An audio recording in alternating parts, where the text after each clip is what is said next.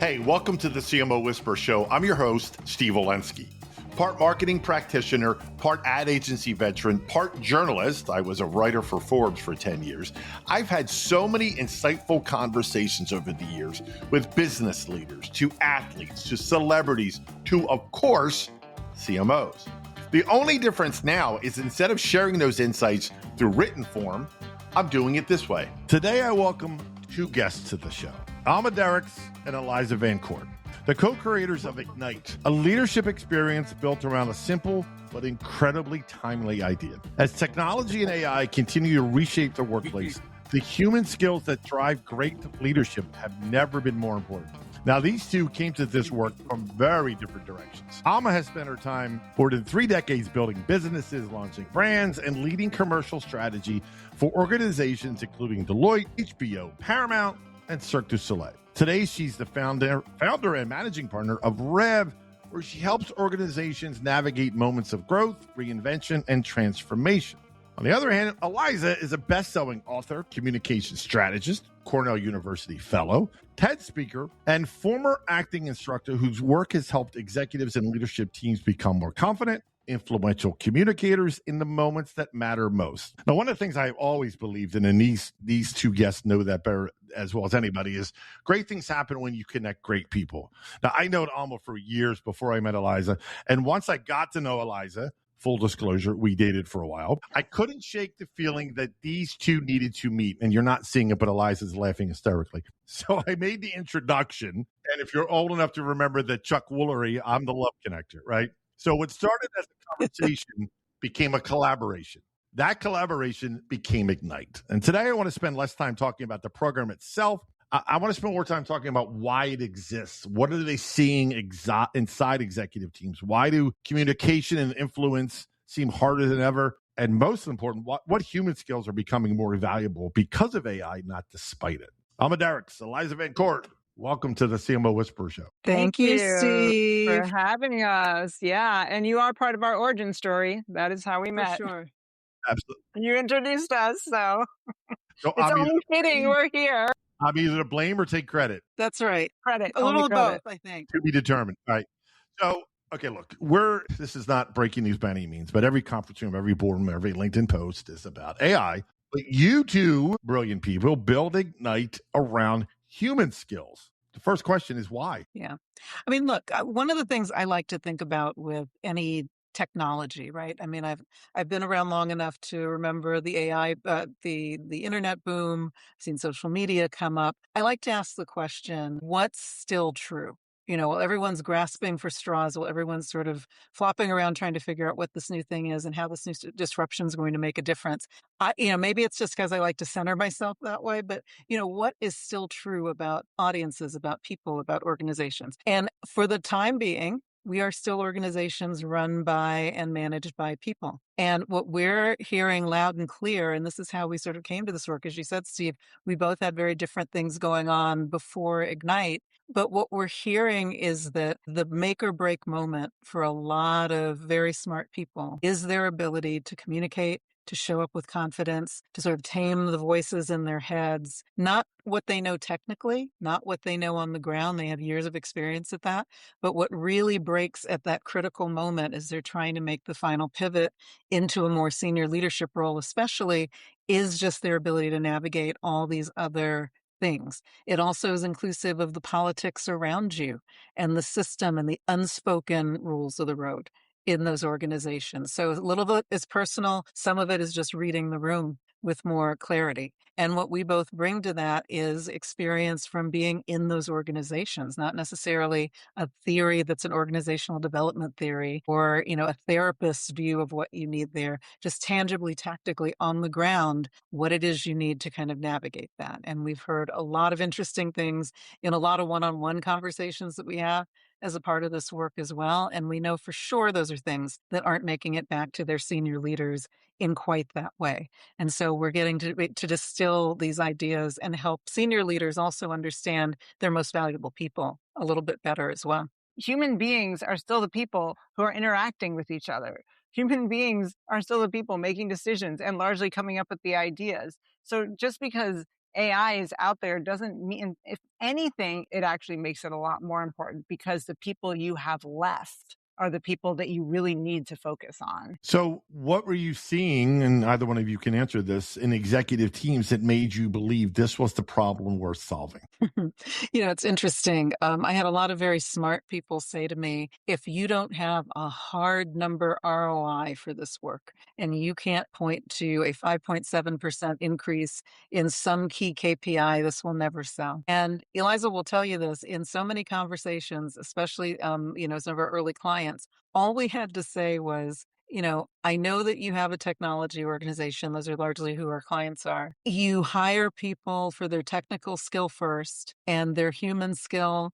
Maybe we get lucky. And at scale, that's not working. And instantly, Steve, in every situation, they all do the same thing. They all just sort of grab their temples and go, yep, that's us. Mm-hmm. That's the problem. And they know instinctively that it's like one even said, my people need to learn to walk and talk. I mean, it's this instinctive sense that at some point they are running out of runway, and it's not about what they know how to do tangibly. It's about the way that they just move around and with each other. So I think that, that's the real aha and I think companies know it. Companies are feeling it because, again, at scale, you can't keep battlefield promoting people with no visible means of support and hoping that teams and projects and things thrive and come together. So that's a huge piece of it. The other thing I found that is really interesting about it is that it doesn't really matter what group we're working with in terms of what part of the profession they're in. Are they in sales? Are they technical? Are they, all of those things? There's certainly a sweet spot for us on who we work with, but in terms of what their discipline is, it doesn't matter. We've worked with sales, we've worked with people in tech, and it reminds me so much when I was teaching acting. I worked with some of the highest, people who were so highly ranked at universities, really high power lawyers who testified before Congress. And I worked with people who were carpenters, and they all deal with the same human issues. There's a way that kind of struggle in many ways is universal. And then we kind of target where our specific duo hits best. But that's been really, really interesting to see as well. Have you, and how do you help individuals within these companies make the business case for something like this? Does that happen a lot? Alma? They've,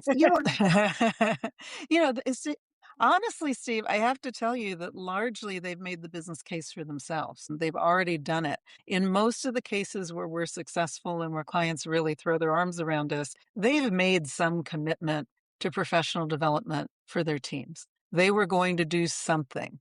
They were on a path and looking for opportunities to give them a next level experience of some kind. So I think my observation is that they'd already committed to the work long before they knew Ignite existed and could be a solution. That's pretty clear to me. We haven't convinced anyone for the very first time that it's important that you throw your arms around your high potentials, for example, that you really spend this extra time helping your most valuable employees kind of work out the voices in their heads. That's usually not what we're pitching. They usually know that that's there. And so our biggest challenge is just finding and sorting through the people that we meet and finding the right executives and the people who believe in this kind of work in general. And at that point, it's usually a very short conversation because what we offer is really unique. I think the combination of both of our skills, which are literally 180 degrees apart, which is what we love about it. That stereo that we do is really something that's very different. And so it usually stands out once someone has made that call. I don't think we've ever been the ones to convince them for the first time.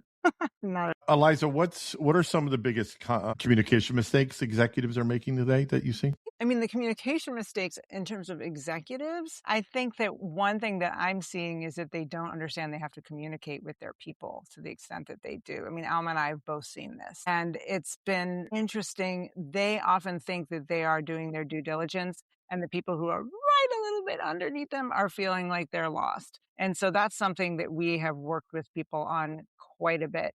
And the other thing is assuming that people know what they're talking about when they're talking in shorthand. And they're not. They don't know. And that's something that people often, when you know what you're thinking in your head and you're used to people saying yes to you a lot, you don't always get the feedback that maybe people are understanding what you're saying, and having a third party helping you be a little bit more clear can be extremely helpful. Now, I'm a former CMO. You have a different lens on this, right? So, kind of walk us through how you looked at your own leadership style, right? Communication style versus what you're seeing through this new lens. Yeah. Well, there's a lot of, one of the things I notice the most is just the ambivalence about your own agency as a leader and how much control you have in your own sphere of influence. One of the things I can think of, and you know how, and the audience knows how CMOs are positioned in the org. It's such a integral hub sort of function that touches the entire organization. And yet sometimes it's misunderstood in terms of what the real value of marketing is. And so you are constantly under fire. You're constantly having to re-explain and reintroduce people to what you're doing, to explain that you're doing more than just promotion, to really have companies understand the strategy of it.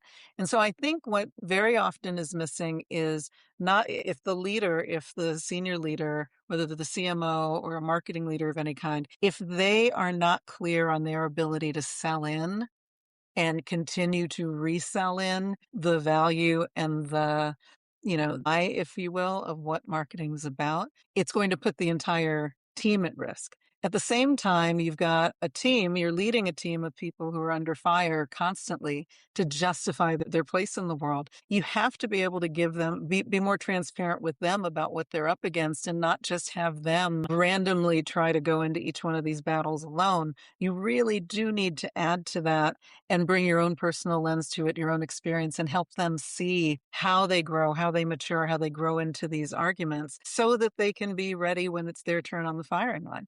We and a lot of our clients, the participants in the program are for the first time going in front of the executive committee now that they've been promoted, they're new VPs. And it's a mystery what that process is about. Their leaders before that didn't expose them to what that might look like or help them understand how to deal with a committee.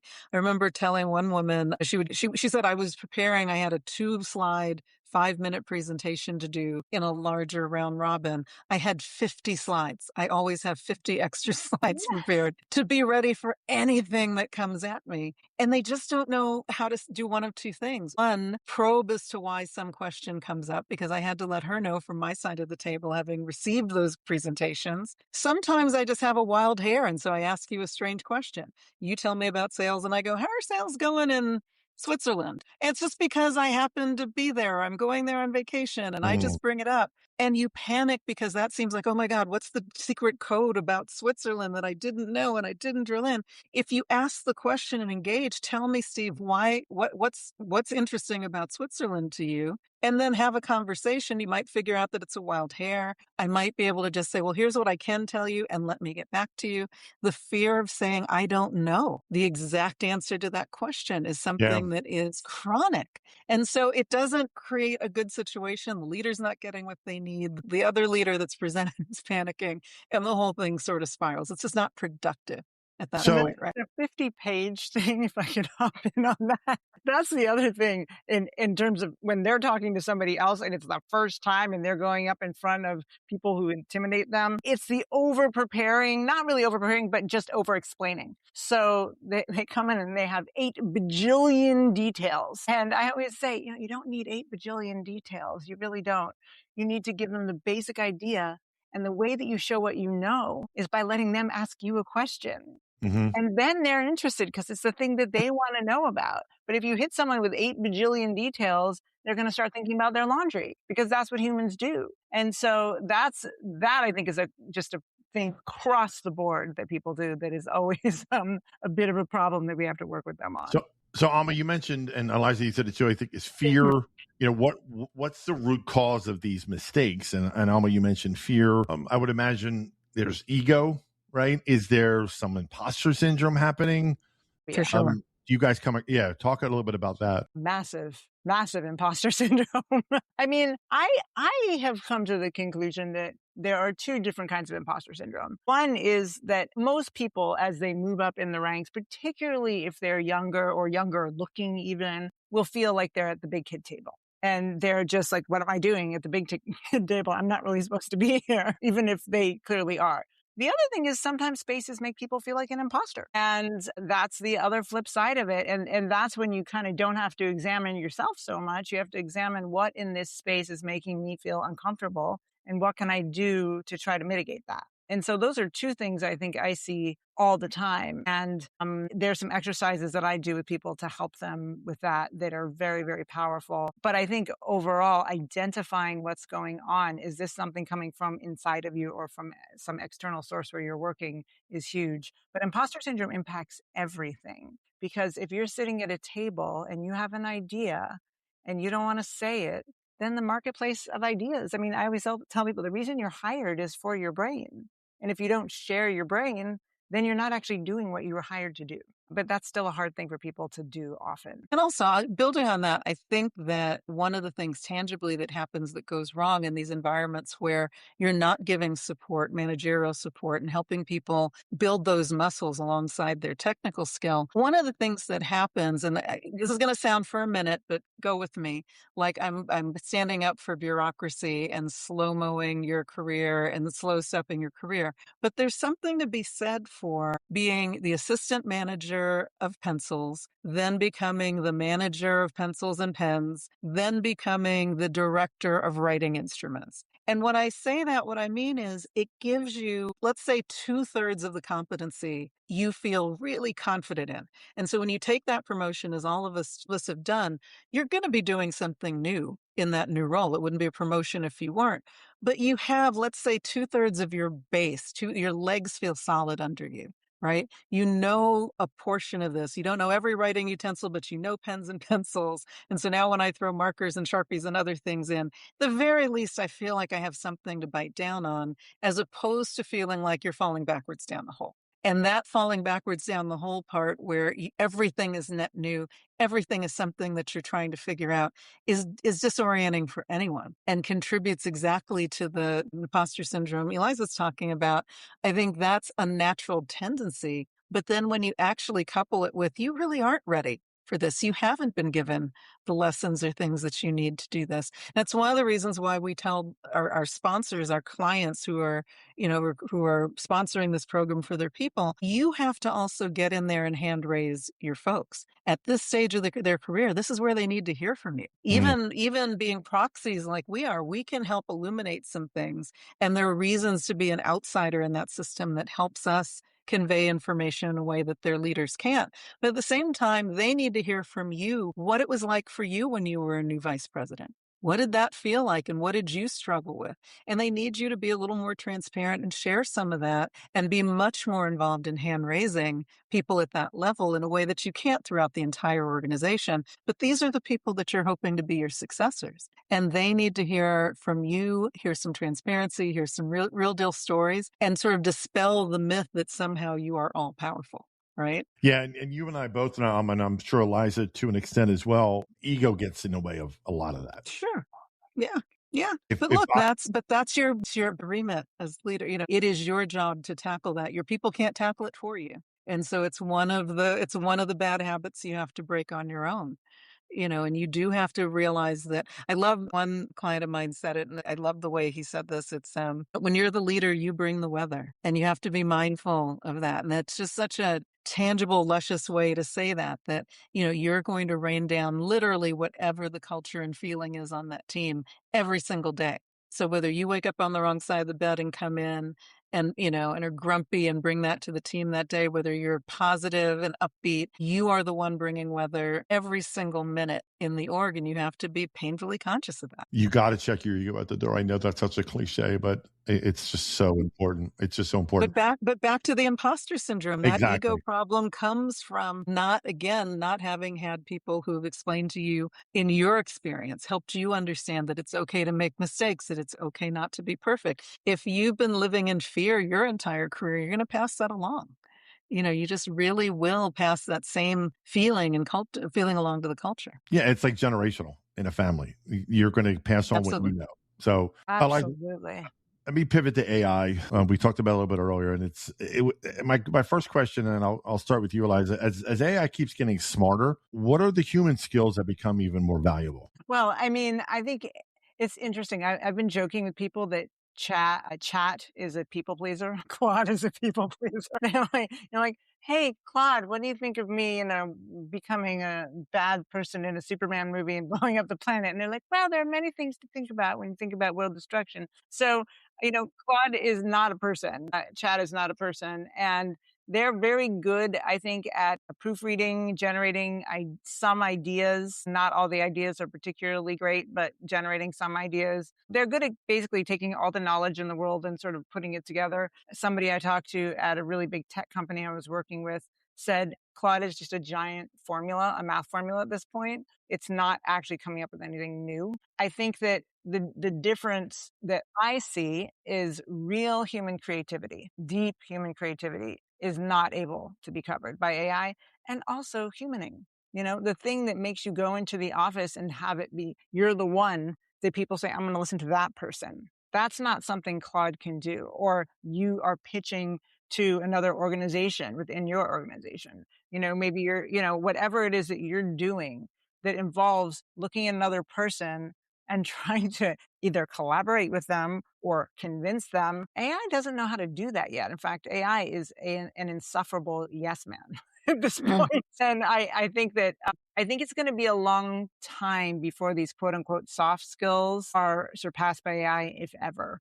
I just don't see it happening. Certainly the work that I do, I think it's going to be a long time before people come in there and are able to look at someone and say, oh, the problem that you're having is when you walk in, your posture is absolutely atrocious. I don't say it in those terms. And if you were to stand up straighter, maybe people would feel you're a little more authoritative.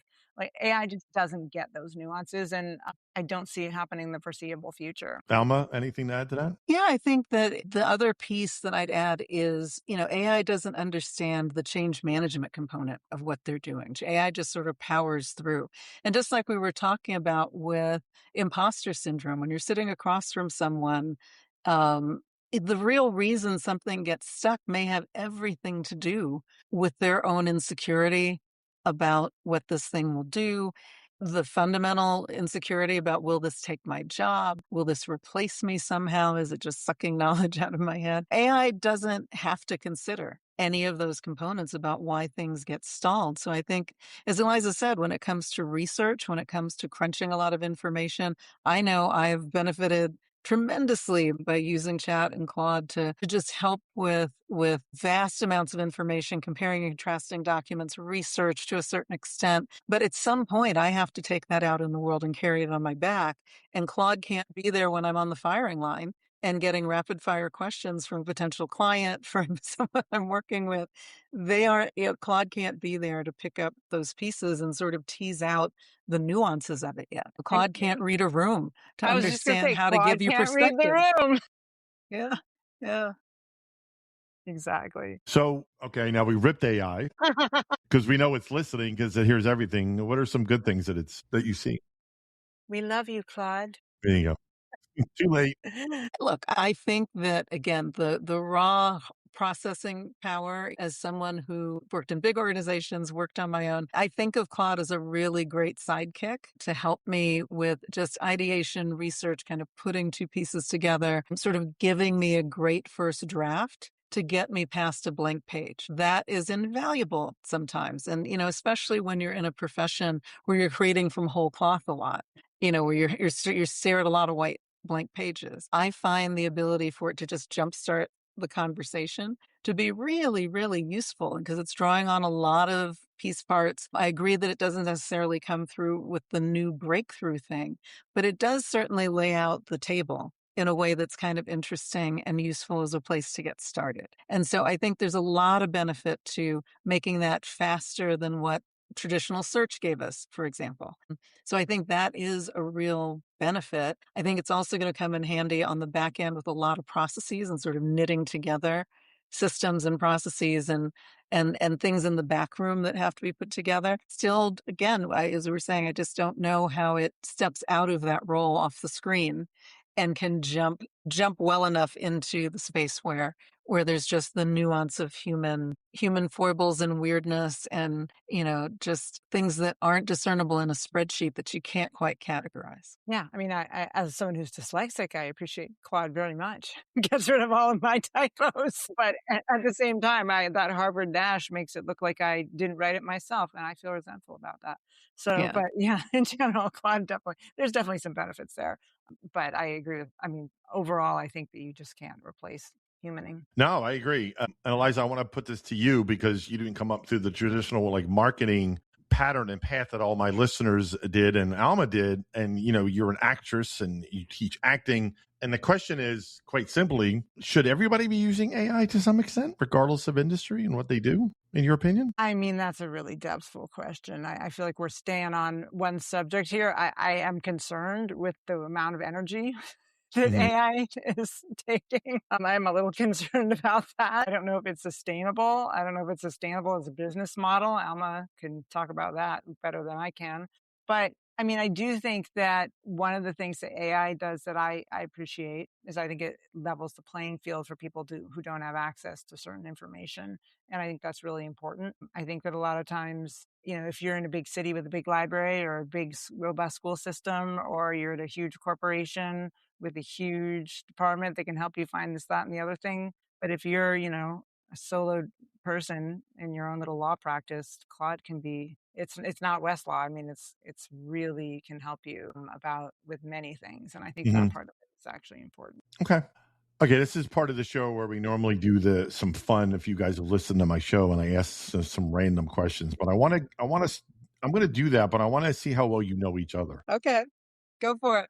Alma's going to get them all right. And I'm going to be like, I don't know. I only pay attention to your feelies, Alma. I don't even know what you drive. Well, I'm going to ask you both the same question. I want to see if you get it right, though. But Alma, I'll start with you. Alma, what's Eliza's superpower? Oh my God, she's empathic to an almost witchy level. She can read people's energy and just sort of see through them, like pierce the veil of whatever sort of front they're trying to put up. She sees right through it. And I think that's the magic behind her success, from communications to really kind of getting under the hood of what sorts of things that are in your head, what voices in your head are holding you back. I've never seen anything quite like it. And it sounds very woo-woo to say, but I have seen it in action. I have seen adult human beings burst into tears from one incisive question that she asks, because she hits it right on the head. So it's a real magical power. Eliza, did she get it right? I would say so. Okay, same question. What's Alma's biggest strength? That's actually difficult because Alma is one of the most multi-talented people I know. I feel like I'm somebody who has a couple of really big strengths and then some major weaknesses. Alma's much more well-rounded than I am. But I think one thing that I've been startled with Alma that is, well, there are two things, but one of the things that's incredible, and it really comes in handy when we work, is she's able to see all of this different information that people give her. So they say, well, this is happening and that's happening. And by the way, and then also this over here. And Alma goes, okay. And she takes all of it and she synthesizes it. And she's like, have you considered this? And it's exactly what no one else was seeing. And it's magical to watch. It's why she's so good at all her branding work. It's why she's good at our work, because often the thing that people struggle with is not that they don't know the issues. It's that they don't know how to get all those issues and make sense of them. And that's what Alma does really well. And the other thing I think, which is important when you marry it with our work, and I think actually with branding too, because branding is ultimately also a form of humaning. It's about understanding how humans are going to respond to something. And that is, she's incredibly empathetic. Like she doesn't, I don't think she feels everything the way that I do, my witchy's way.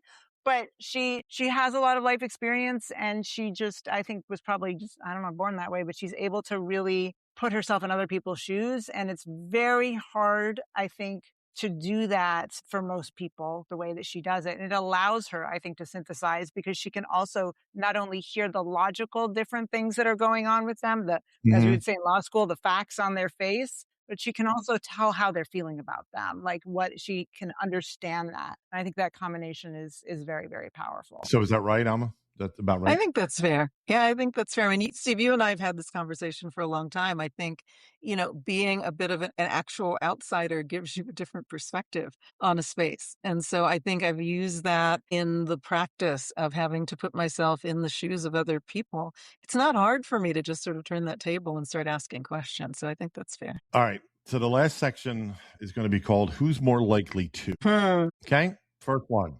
Who's more likely to be late? Eliza. Okay. All right. That's If you're That was the keeping easiest thing. She has to lie to me about when we have to go places. Understood. Who's more likely to send the longest email? Me, I think. I think that you're more likely to send a longer email, and I'm more likely to send a longer text about human things. Yes. Who's more likely to overthink a decision? Either one of us overthink a lot of stuff. Yeah. Well, Alma's overthinking the answer about overthinking. So Yeah. So it may be me. Maybe Alma. Yeah, I think I get an idea, and I'm like, let's go. I couldn't resist that one. Yeah, that's funny. We walked right into that. Who's more likely to cry during a movie? Oh my God, it's her. Oh my God. Steve, cry and dig nails into your arm as she's crying. It's so much more than just crying and sobbing quietly. It's like dragging you into the shallows in the emotion of the whole thing at places that aren't really crying about moments. You would think we were watching really terrible things. Like a ham sandwich can make her cry in a movie. So I'm just saying. Beautiful. Yeah, it's this beautiful ham and the way it sits in the bread and the nails digging into my flesh. Moving right I along. have scars. Who's more likely to order dessert? Me, I would guess. Okay. Yeah. I can't wait for this one. Who's more likely to talk their way out of a speeding ticket? I would say Eliza, me, for sure. for so many reasons. But yeah, me, for sure. Yeah, I've done that before. All right, check your egos at the door for this one. Who's more likely to get recognized at a conference? Depends on the conference. Well, it would have to be you, Eliza. You think so? You just won a little award thing. Yeah, but you've had your face on a book cover and stuff. I guess so. All right, last one. Who's more likely to have the messier desk? If it's in the morning, then anything but the night, it's going to be me all day long. And then at night, I try to clean things up. But during the day, I would say we're probably equal at night. And during the day, there's just not even a competition. I'm going to beat her every time on messy. Yeah. Yeah. Well, listen, this is. I sort of stay constant. I think she goes from messy to clean. Yeah, and I got that when kind of evenly messy. Morning. Yeah. No one's ever answered. She averages out to where I stay all day. Yeah, no, I get messier as the day goes on. I'm like an explosion. And then at night, I spend about half an hour just cleaning it all up. And so I can start fresh. And then I do the whole thing over again. Interesting. Because of time, because I'm always late. So I don't have time to put things away. See how it all ties together? It all ties together. Guys, this has been a treat. Eliza VanCort, Alma Derricks, thank you so much for joining the show. Great to be here, Steve. It was great, Steve. Thank you so much for having us. Well, that wraps up another episode of the CMO Whisperer Show. I hope you shared this episode with your friends. And if you have not already, please subscribe to be kept up to date on all the latest episodes. And if you're so inclined, leave me a review on your favorite podcast platform. Thank you.